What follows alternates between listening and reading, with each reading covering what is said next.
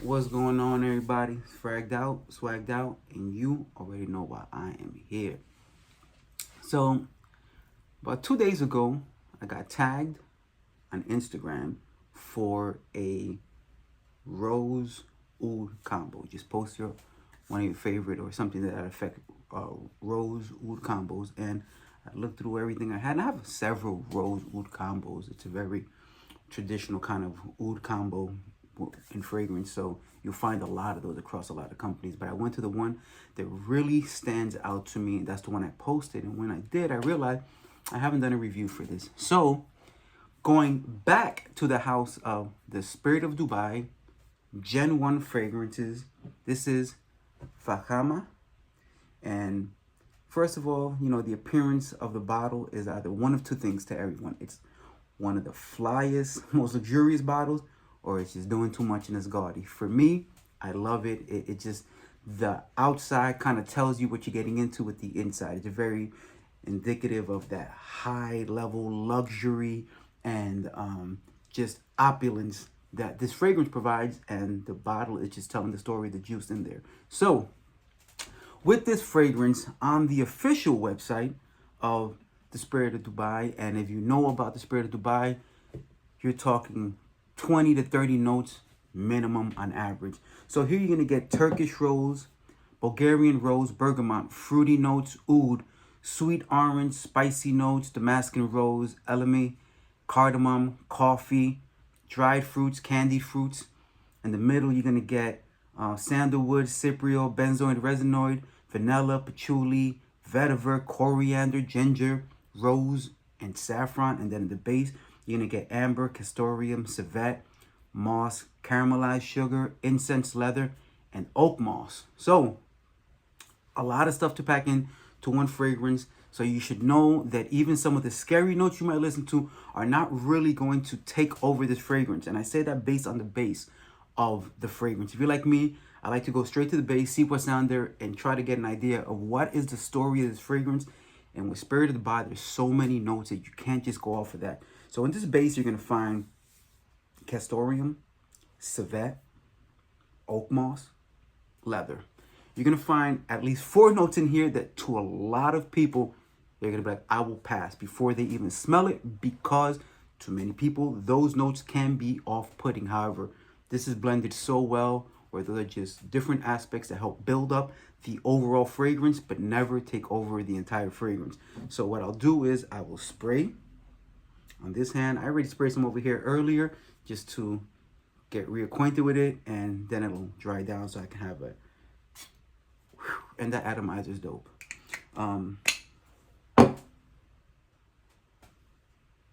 Yeah. One of the best rose ouds, period, especially because it's done very differently. They didn't just say, we're going to take a whole lot of oud and a whole lot of rose, put those together, and the fact that you're getting a high quality rose and a high quality oud will satisfy the customer. This is a super well blended, amazing fragrance. So in the opening, the first thing you're gonna get, and if you listen to the notes, there's like 5 different kind of roses in here. Yes, you're gonna get a blast of super realistic, like blooming, wide open rose, where the fragrance just emanates from the rose. It's juicy, it's jammy kind of.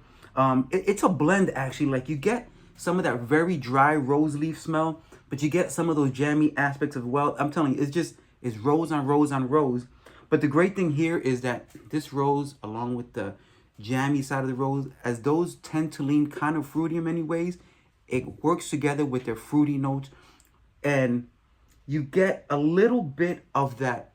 So it's not going to go super coffee on you, but you get an aroma of like a dash of dried coffee grain. So it's not a very like milky coffee where it goes gourmandy. It's an earthy, dusty kind of coffee added to the rose, and a little bit of those sweet notes, but not too heavy at all. And that's the opening. So with the oud in this fragrance, it serves as a very clean woody base here. It's not going to turn like very heavy Middle Eastern traditional oud where someone get be kind of off put by that oud. It's very tamed, it's very clean. it doesn't take away from the star of the show here, which is all of the roses. And then, so here's the thing. If you wanted a great rose oud combo, then this opening does it for you already. Like, this already qualifies to be put on that list. The great thing about this is that it transitions so well and does all these amazing things. Because by the time you get to the mid, an interesting thing here is that a lot of those sweeter, fruity notes, even though they're listed on the top, I feel like they come out more in the mid. And it goes from a very oud, heavy rose with a little bit of coffee and sweet notes. It starts coming out with more of those sweet, fruity notes. Here it is. It starts coming out with more of those sweet, fruity notes. And then you start getting some of that vanilla and that benzoid resinoid, which is going to give it a nice sweetness, almost caramelized kind of sweetness. That patchouli comes out a little more in this mid. It's not a super earthy patchouli, but it's not like a gourmand leaning. It's somewhere in the middle.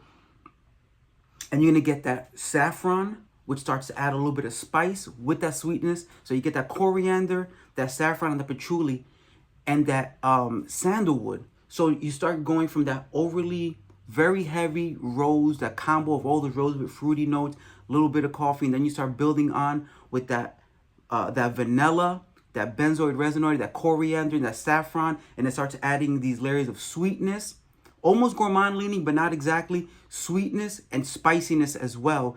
And that's gonna turn it into a creamier mid right now. So it's creamy, it's fruity, it's very rosy with a little bit of nuances of oud. Super classy, super elegant fragrance. And you haven't even gotten to the base yet. And once you get to the base, you're going to get that amber. You're going to get some more of that vanilla. And you're going to get those incense. And those incense, they're not, it's not going to get smoky. It's not going to get smoky on you. It's not like burning incense. It's more like if you have fresh incense and you open it up, that raw, spicy, natural incense smell before you burn it and it gets smoky. And again, that leather is going to darken it up in the base just a little bit, give it a little bit of heft. But when you look at the notes of Civetta, of Castoreum, you really don't get anything off-putting. And usually those notes are for a braver clientele, people who want to be more daring and are willing to try something different. This doesn't go in that direction at all. It stays very pure rose, clean ouds, nice spices and sweet notes, and really, really nicely dressed up with those fruity notes that carried all the way to the base.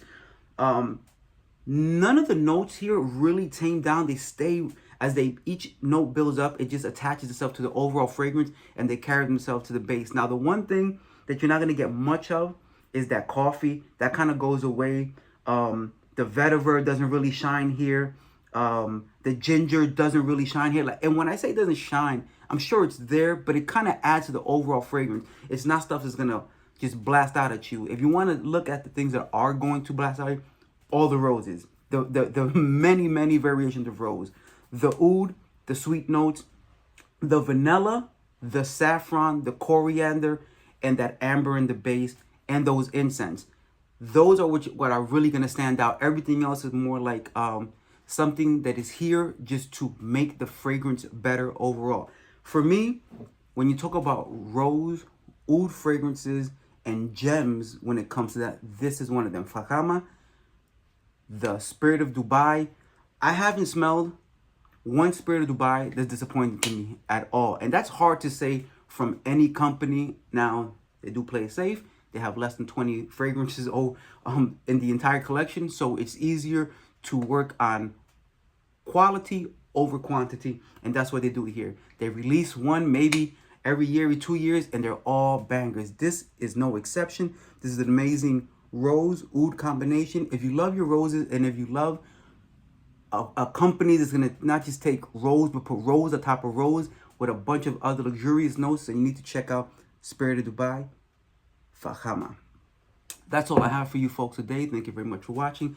If you are following, thank you. If you're not, just click the follow and then the little notification, and you'll know when I do another review. If you like the video, give it a thumbs up, and if you have more information to provide, go ahead and leave it in the comment. Ask me any questions. I will reply and be back to you soon. This is Fragged Out, Swagged Out, and I'm out.